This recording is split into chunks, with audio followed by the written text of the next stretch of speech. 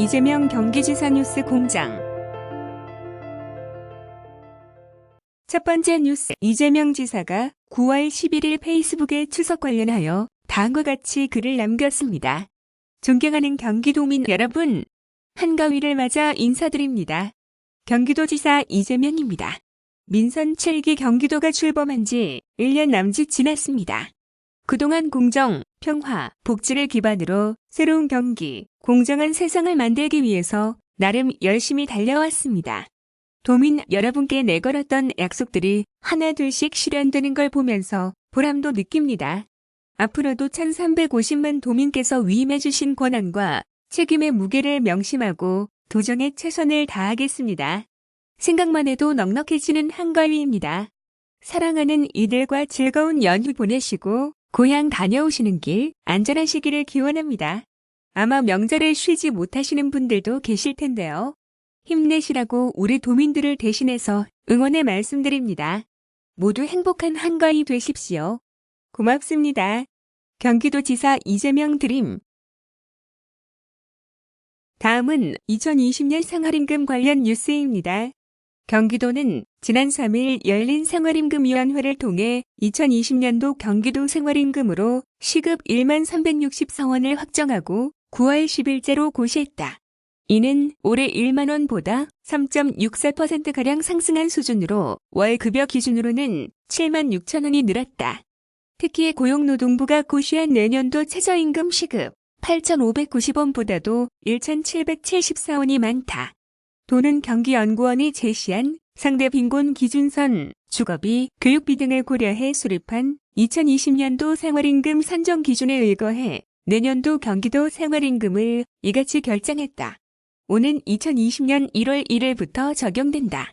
생활임금에는 가계지출 기준 9,756원, 근로소득 기준 1만 93원, 가계소득 기준 9,711원, 노동자 평균 임금 증가율 1만 510원 등 총 4개 기준의 평균값인 1만 20원에 생활임금위원회 위원들이 제안한 교통비 및 통신비 344원이 포함됐다.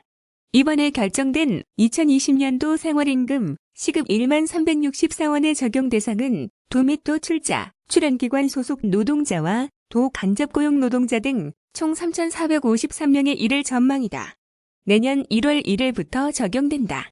류광열 경기도 노동국장은 내년도 생활임금은 토론회, 생활임금위원회 등 각계각층의 의견을 반영해 실질적으로 노동자들의 삶의 질을 증진시킬 수 있는 금액으로 산정했다며 생활임금제가 노동자들의 소득 증대와 소비 활성화를 일으켜 경제 활성화로 이어지는 마중물이 되길 기대한다고 말했다. 한편 생활임금이란 노동자가 가족을 부양하고 교육, 문화 등 각 분야에서 인간으로서 존엄성을 유지하며 실질적인 생활을 할 수 있도록 최저임금 등을 고려한 임금을 말한다. 경기도는 지난 2014년 광역지자체 최초로 생활임금 조례를 제정했으며 지난 2015년 6,810원을 시작으로 올해 1만 원 목표를 달성했다. 특히 도 및 시군 공공계약 참여 희망 기업 중 생활임금 지급 기업에 대해 가점을 부여하는 내용의 일반 용역 적격 심사 세부 기준 개정안을 신설 올해 3월부터 적용하며 민간 분야까지 생활임금 제도를 확산하고 있다. 다음은 도내 광역버스 환승 정류소에 대한 시설 개선 사업 뉴스입니다. 민선 7기 경기도가 매년 20억 원을 투자해 도내 광역버스 환승 정류소에 대한 시설 개선 사업을 추진, 기능성을 한층 높인 시민들의 쉼터로 만든다. 도 관계자는 올해 버스 요금 인상이 불가피한 만큼 이에 상응하는 대중교통 편의 서비스를 도민들에게 제공하고자 환승정류소 시설 개선 사업을 추진하게 됐다고 이번 사업의 취지를 설명했다. 사업 대상은 광역버스가 정차하는 도내 환승정류소로 올해부터 도내 31개 시군을 대상으로 수요 조사를 실시한 후 예산 범위 내에서 대상 지역을 선정해 추진해 나갈 계획이다. 우선 2020년도 사업 예산은 총 20억 원으로 12개 환승정류소를 선정해 정류소 한 곳당 최대 2억 원 이내로 사업비를 지원해 개선 사업을 추진한다. 선정된 환승정류소는 단순히 강풍, 우천, 강설, 햇빛 등을 피할 수 있는 쉘터로서의 역할을 넘어 현장 여건에 맞게 보다 다양한 기능을 갖춘 시설로 강화하는 방향으로 개선이 추진된다. 구체적으로 휴대폰 충전기, 냉난방 시설, 한파방지 시설, 온열의자, 에어커튼, CCTV, 방범벨, 금연벨 등 다양한 편의시설을 설치할 수 있으며 특히 급변하는 대기 환경에 대응해 미세먼지 차 감시설도 함께 갖추게 된다. 이용주 경기도 공공버스 과장은 버스정 유소는 단순히 버스를 기다리는 공간을 넘어 승객을 보호하고 즐거움이 있는 공간으로 변하고 있다면서 향후 다양한 편의시설물은 물론 지역의 문화적 감수성을 살릴 수 있는 특색 있는 공간으로 조성해 나갈 계획이라고 밝혔다. 다음은 특색을 갖춘 이색 도서관 관련 뉴스입니다. 도서관에서 악기를 대여할 수 있다고요? 악기, 숲, 미술작품 등 다양한 주제로 특색을 갖춘 이색 도서관이 경기도 곳곳에서 개관을 했거나 준비 중에 있어 관심을 끌고 있다. 우선 오산시에 위치한 소리울 도서관은 2만여 건의 장서와 180여 종 1000여 대의 악기를 소장하고 있는 악기 특화 도서관이다. 전시, 체험관에서 130여 종의 악기를 직접 보고 체험해 볼 수 있으며 체험 외에도 약 40여 종의 악기를 대여할 수 있다. 부천시 역곡도서관은 숲속에 위치하고 있는 숲생태 특화 도서관으로 가족이 함께 산책하는 기분으로 방문해도 좋다. 약 2만 1000여 건의 생태 주제 도서를 소장하고 있으며 노트북 대여 서비스도 하고 있다. 연중 프로그램으로 기획된 숲생태 프로그램은 가까운 곳에 많지만 잘 알지 못하는 숲에 대해 자세히 살펴볼 수 있는 계기를 제공한다. 프로그램은 부천시립도서관 홈페이지에서 확인하고 이용하면 된다. 오는 11월 21일 개관 예정인 의정부시 미술 전문 공공도서관은 미술관과 도서관이 복합된 전국 최초의 도서관이다. 의정부시에 거주하고 있는 백령수 화백의 신사실파 작품을 새롭게 조명하고 경기도의 미술 문화를 이끌어갈 신진작가 발굴 및 육성하는 공간으로 건강한 미술 생태계를 만들고 상시적인 전시로 도민의 문화 향유를 도울 계획이다. 도는 이와 함께 균형적인 도서관 서비스를 제공하기 위해 기존 공공도서관의 활성화와 새로운 역할 창출을 도모하는 공공도서관 특성화 서비스 도배 지원 사업을 2018년도부터 추진, 올해 좋은 성과를 내고 있다. 이용이 저조한 도서관 중 하나였던 안성시 보계도서관은 도비를 지원받아 책다락 만화책방을 조성, 만화 8,500여 권, SF, 판타지 등 다양한 장르의 도서와 독립출판물을 소장하고 있다. 특성화 공간인 책다락뿐 아니라 도서관 전체 이용자 수가 162% 증가하는 등 큰 호응을 받고 있다. 또 성남 판교 어린이도서관은 기존 로봇관을 리모델링해 체험 공간을 도입했고 부천 원미도서관은 청년활동 공간을 새로 조성했다. 양주 꿈나무 도서관은 만화자료실을 정비하고 태블릿 PC를 구비해 웹툰 그리기, 디지털 드로잉 등 다양한 특화 프로그램을 운영하고 있다. 올해 공모 선정된 특화 서비스 지원 도서관은 북수원 도서관, 성남중원도서관, 의정부 정보도서관, 광명철산 도서관, 광주시립중앙도서관, 과천정보과학도서관, 가평조종도서관으로 총 12여 건이 투입된다. 조학수 평생교육국장은 아직도 이름만 특화 도서관이 많다. 지역과 이용자 특성이 반영된 도서관을 통해 도민의 삶의 질이 높아지고 변화된 미래를 꿈꿀 수 있도록 경기도와 시군이 힘을 합쳐 나가면 좋겠다. 도에서도 지속적으로 지원할 것이라고 강조했다. 다음은 방송인 김재동 씨 관련 뉴스입니다. 도서관에서 악기를 대여할 수 있다고요?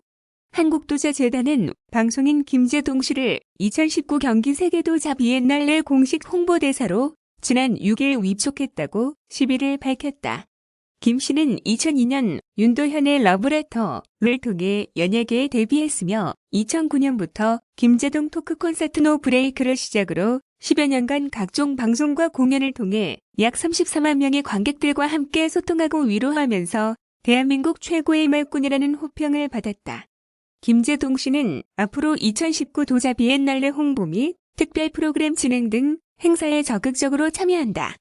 특히 김 씨는 일본 아이치 트리엔날레에서 중단된 평화의 소녀상 전시가 2019 경기 세계도자 비엔날레를 통해 대중들과 소통의 기회를 다시 얻게 된 것에 고무돼 도자 비엔날레 특별 프로그램 김재동과 함께하는 돗자리 토크 행사 진행을 수락했다.